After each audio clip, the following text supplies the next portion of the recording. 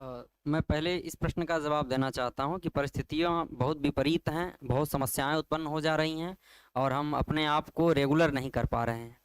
तो इसका एक शब्द में अगर जवाब कहा जाए तो परिस्थितियों के साथ समायोजन करते हुए आगे बढ़ना। परिस्थितियों के साथ समायोजन कर लीजिए। जैसी परिस्थिति है उसको निपटाने के बाद छोटे छोटे, जैसे भी सर ने बताया, छोटे टारगेट हैं। जैसे सुबह सोकर उठे हम, अपना जो टारगेट है वो फिक्स है कि हाँ इतना करना है हमको, और एन केन प्रकारेण सोने से पहले उतना करके ही सोना है। पर 6 घंटे की कम से कम नींद हो जाए। रात है ना अपनी, कह रहे हैं दिन में परिस्थितियां, रात तो अपनी है ना, जागिए। कौन रोका है आपको? अगर आप रात में तपेंगे तो सुबह सूरज बन के निकलेंगे और अपने परिवार को प्रकाश देंगे आप। अगर आप चल सकते हैं तो चलिए। और दूसरी चीज रही कि अभी कह रहे हैं कि कंसंट्रेशन थोड़ा नहीं हो पा रहा है, तो भूख अगर है हमको तो भोजन हमको चाहिए ना, बनाएंगे, दौड़ेंगे, भूख पैदा करिए। भूख कैसे पैदा होगी? रुचि से। रुचि कैसे आएगी? अभावों से।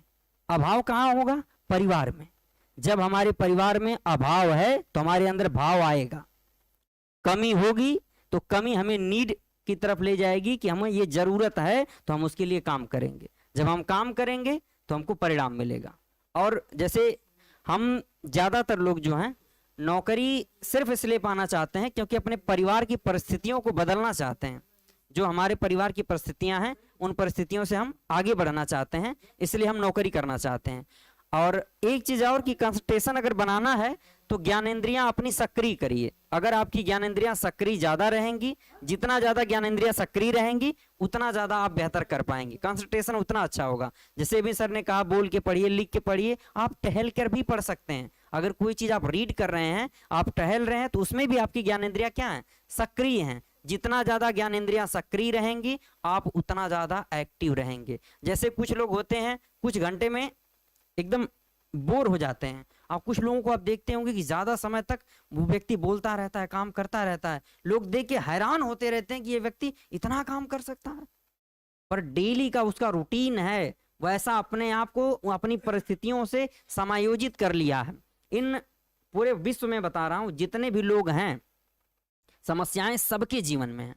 बशर्ते रहता क्या है कि स्तर 3 होते हैं। अगर हमारी परिस्थितियां, जिनको हम समस्या कह रहे हैं, अगर हमारे ब्रेन की मजबूती 3 चरण में बांटें, अगर कम है तो हमको समस्या लगेंगी, अगर बराबर है तो हमको चुनौती लगेगी, अगर ज्यादा है तो समस्याएं हमको अवसर लगेंगी। समस्याएं कभी नहीं होती हैं, वो हमको मजबूत करने के लिए परिस्थितियां होती हैं। अगर ईश्वर ने तुम्हें इन परिस्थितियों में ढाला है तो वास्तव में तुम्हें बहुत आगे ले जाने के लिए ईश्वर ने तुम्हें पाला है। ठीक है? तो इन चुनौतियों से घबराना नहीं है। कभी भी देखते हो एक रोड जो बनती है ना, अगर परिस्थितियां, एक जो रोड बनती है तो रोड कभी फूलों की देखे हो? किसी राजा के लिए बना दी गई तो कितनी मजबूत होती है।